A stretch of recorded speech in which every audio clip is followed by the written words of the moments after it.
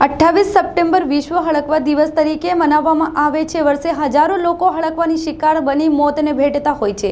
ત્યારે હડકવાની રોગથી બચવા સાવચેતીના પગલે રૂપે શું કરવું તે બાબતે વોઇસ ઇન્ડિયાની ટીમ દ્વારા તબીબ સાથે તથા પશુ પ્રેમી આગેવાન સાથે આ બાબતે ચર્ચા કરવામાં આવી। તો આવો જાણીએ તેઓ શું કહે છે। સમગ્ર વિશ્વમાં હડકવા અંગે જાગૃતિ ફેલાવવા માટે દર વર્ષે 28 સપ્ટેમ્બરના રોજ વિશ્વ હડકવા દિવસની ઉજવણી કરવામાં આવે છે। સૌપ્રથમ વખત હડકવાની રસીની શોધ શ્રી લુઈસ પાસ્ચરોરે કરી હતી। હડકવા જીવલેણ રોગ છે જે મધ્યસ્થ ચેતાતંત્રને અસર કરે છે, જે મોટા ભાગે બિલાડી, શિયાળ, વાંદરા અને હડકાયા કૂતરા કરડવાથી થાય છે અને આપણી આસપાસ અનેકવાર શ્વાનો રખડતા હોય છે, જેના કારણે ડોગ બાઇટના કેસો જોવા મળે છે। વર્ષે હજારો લોકોના ડોગ બાઇટના કારણે મોત થતા હોય છે। તો આજે વિશ્વ હડકવા દિન નિમિત્તે હડક બાબતે પશુઓના તબીબ તથા પશુ પ્રેમી આગેવાન સાથે વોઇસ ઇન્ડિયા ટીવીની ટીમ દ્વારા ચર્ચા કરવામાં આવી હતી। તો આવ જાણીએ આ બાબતે તેઓ શું કહે છે। જી આજે જે હડકવા દિવસ છે, આજે વિશ્વમાં હડકવા દિવસ તરીકે જે ઉજવણી કરવામાં આવે છે, પરંતુ આ જે રોગ છે જે જીવલેણ હોવાથી અનેકવાર જે વર્ષમાં હજારો લોકોના મોત થતા હોય છે। તો આ બાબતે કેવી રીતની તકેદારી રાખવી જોઈએ એ બાબતે આપણે તબીબ સાથે વાત કરીશું। જી આપણું નામ? હું ડૉક્ટર પ્રહલાદેશ ચૌધરી, હું અહીંયા નંદિનીમાં ચીફ સર્જન તરીકે કામ કરું છું અને જાનવરોની સારવાર કરું છું। જી આજે હડકવા દિવસ જે છે તો એ બાબતે લોકોએ કેવી રીતની તકેદારી રાખવી જોઈએ કે જેનાથી આ રોગથી બચી શકાય? જો સૌથી પહેલાં તો એવું છે કે જ્યારે બી કૂતરું કોઈ કરડે તો તરત એને સાબુના પાણીથી ધોઈ કાઢવું જોઈએ, કારણ આ જે રેબિઝનો વાયરસ છે, સાબુ એવી વસ્તુ છે કે જેનાથી વાયરસ કિલ કરી શકે છે। તો બોડીમાં માઇગ્રેટ થાય એના પહેલાં જે ધોવાઈ જાય તો તમારા ઇન્ફેક્શનના ચાન્સીસ ઘણા ઓછા થઈ જાય। બીજી વસ્તુ કે કોઈ બી કૂતરાને છેડો, ખંખેરો એના કરતાં કે એને થોડો પ્રેમભાવ બતાવશો તે વધારે સારું રહેશે। જી જે અનેકવાર જે શ્વાનોમાં પણ જે આ હડકવાનું જે જોવા મળે છે લક્ષણ, તો એ બાબતે જે પશુ પ્રેમીઓ છે એ લોકોએ આ બાબતે શું તકેદારી રાખવી જોઈએ? જો જે બી પશુની સારવાર માટે જે બી પશુ પ્રેમી હશે, હેલ્પર્સ હશે, જે સોસાયટી ચલાવતા હશે, એ લોકોએ બી વર્ષમાં એનું જે એન્ટીવાયરસનું જે વેક્સિન આવે છે એ પ્રિવેન્ટિવ વેક્સિનેશન એ લોકોએ પોતાનું બી કરવું જોઈએ। જી આ બાબતે જે લોકો પશુઓ પાળે છે તો એ લોકોને શું તમે તકેદારીના ભાગરૂપે શું કહેશો, કેવી રીતે આ જે રોગ થાય છે એનાથી બચવું જોઈએ? જો જ્યારે બી કોઈ પશુને હવે દૂધ દેતી ગાય હોય ને એને જો કૂતરું કરડે તો એ માલકની જવાબદારી છે કે એની પ્રોપર સારવાર કરવી જોઈએ, કે એના જે પોસ્ટ બાઇટના 5 વેક્સિનેશનના ડોઝ હોય એ પ્રોપર લગાવવું જોઈએ, કારણ એનું દૂધ માણસ પીએ છે તો એ બાઇટ થ્રુ એના મિલ્કમાં બી એનું સિક્રેશન થઈ શકે। એટલે એને યોગ્ય તરીકેથી એના ડૉક્ટર પાસે છે ને પોસ્ટ બાઇટ વેક્સિનેશનનું શેડ્યુલ હોય છે, જેવું 0, 4, 7, 15, 28 એમ 5 ડોઝ એના લગાવવાના હોય તો એ મિનિમમ એને લગાવવું જોઈએ। જી જે જનરલી હડકવાની રસી પણ આવે છે, તો જ્યારે હડકવાનો રોગ થાય છે તો એ રસી કેવી રીતે લોકો લઈ શકે છે અને કેવી રીતની ત્યારબાદ તકેદારી? જો જાનવર હો કે માણસ હોય, એનામાં માણસ માટે જુદી રસી હોય છે, જાનવરો માટે જુદી રસી હોય છે। તો જ્યારે બી કોઈ માણસની અગર કોઈ કૂતરું કરડતું હોય તો એ વિધિન 24 અવર એનું જે પીરિયડ હોય એના અંદર એ રસી મુકાઈ લેવી જોઈએ। જી આપણે જે અહીં જે પશુઓના જે તબીબ છે તેમની સાથે વાત કરી, તેઓએ જે હડકવાના રોગ સામે કેવી રીતની તકેદારી રાખવી જોઈએ, તો કેવી રીતે પોતાના પશુઓની જાળવણી કરવી જોઈએ જેના કારણે જે હડકવાના રોગથી બચી શકાય છે એ બાબતે તેઓએ યોગ્ય જાણકારી આપી। હડકવા બાબતે જાગૃતિ લાવવાના હેતુથી દર વર્ષે 28મી સપ્ટેમ્બરના રોજ વિશ્વ હડકવા દિવસની ઉજવણી કરવામાં આવે છે। ત્યારે જે હડકવાનું જે રોગ છે એ જીવલેણ રોગ છે, જેના કારણે વર્ષમાં અનેક હજારો લોકો મૃત્યુ પામતા હોય છે। ત્યારે જે આ હડકવાનો જે રોગ છે એ જે શ્વાન છે, બિલાડી, વાંદરા તેમજ શિયાળ જેવા જે પશુઓ છે તેઓના દ્વારા આ રોગ થતો હોય છે। તો આપણે જે આપણી સાથે સમાજ સેવી ધર્મેશભાઈ છે તેઓ પાસેથી જાણીએ કે આ રોગ બાબતે તેઓ શું કહે છે।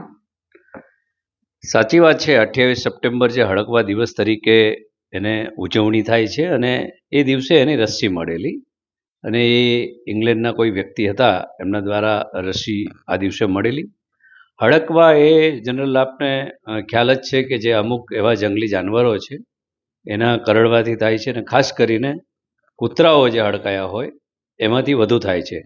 કૂતરા કરડવાનું પ્રમાણ વધ્યું છે। કૂતરાઓને માનવ સાથે એમનો વર્ષોથી ધરોબો છે, એટલે કૂતરા અને માનવ એ જ્યારે બાજુમાં રહેતા હોય ત્યારે એમના જે કંઈ એવી સિઝન હોય એના કારણે એ લોકો હાઈપર થઈ જતા હોય છે અને એમના બચ્ચા ખાસ આપેલા હોય ત્યારે પણ હાઈપર થતા હોય છે. અને શહેરોની અંદર એ વસ્તુ વધી છે કે જે ડોગ બાઇટ છે, કૂતરાની જે બાઇટો છે, કૂતરા કરડવાની જે બાબતો છે, એ ભારતના ઘણા બધા શહેરોમાં ખૂબ વધી છે.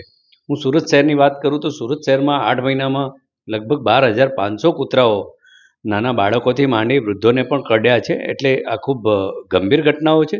જેને પણ કૂતરા કરડે છે એવા લોકોએ તાત્કાલિક એની રસી લેવી જોઈએ અને જે એનો ડોઝ છે એને પૂરો કરવો જોઈએ. પરંતુ આ ત્યાંથી નથી અટકતું. હવે જે કંઈ આ બાબત છે એ ખૂબ વિકરાળ બની છે અને જે રીતના કૂતરાઓ કરડે છે માણસોને એ ખૂબ ગંભીર વિષય છે. સરકારે આ બાબતે વિચારવું પડશે. માનનીય સુપ્રીમ કોર્ટે જે કંઈ ગાઈડલાઈન આપી છે કે આપણે કૂતરાઓને ક્યાંય ખસેડી ના શકીએ અને કૂતરાઓને બંધન પણ ના બનાવી શકીએ, પરંતુ આવા જે પણ હાઈપર થઈ જતા હોય કે જે લૂલા લંગડા હોય, ચાલી ના શકતા હોય અને એ હેરાન થતા હોય એવા કૂતરાને રાખવાની વ્યવસ્થા કરવાની પણ છૂટ આ સરકારે આપવી જોઈએ. ને જે પણ હાઈપર થયેલા હોય એવા લોકોને પણ સંભાળવાની વ્યવસ્થાઓ સરકારશ્રી દ્વારા કરવામાં આવે એવી માનનીય સુપ્રીમ કોર્ટે પણ આવા આદેશો આપવા જોઈએ.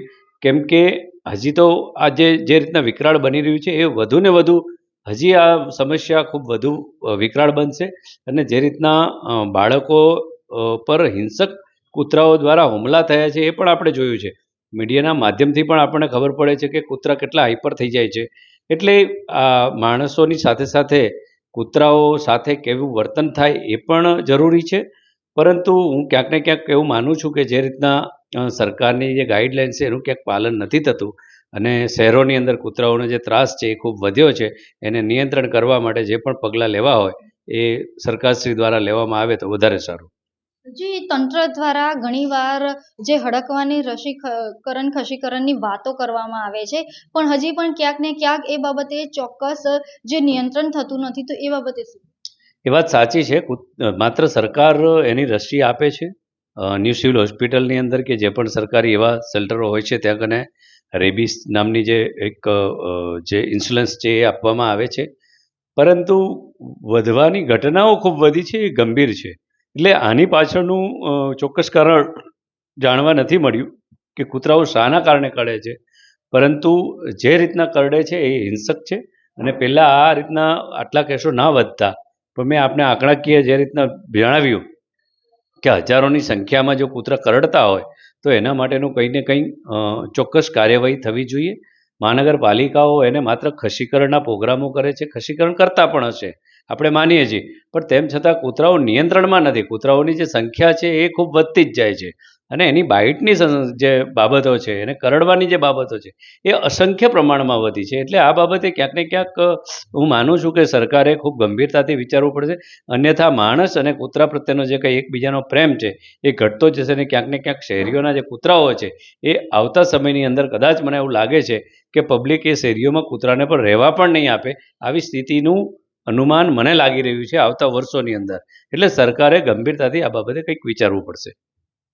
જે આપણે ધર્મેશભાઈ સાથે વાત કરી, તેઓએ જણાવ્યું કે જે શ્વાનોના કારણે જે સૌથી વધુ પ્રમાણમાં હડકવાનો રોગ જોવા મળે છે, તો જેને લઈ તંત્ર દ્વારા આ પ્રકારે ખાસ ગંભીરતાથી ધ્યાન આપવું જોઈએ અને જે રસીકરણની વાતો કરવામાં આવે છે તેને પણ ગંભીરતાથી લઈ આ બાબતે યોગ્ય નિરાકરણ લાવવું જોઈએ. કેમેરામેન તુલસીરામ સાથે રશ્મિ રાણા, વોઇસ ઇન્ડિયા.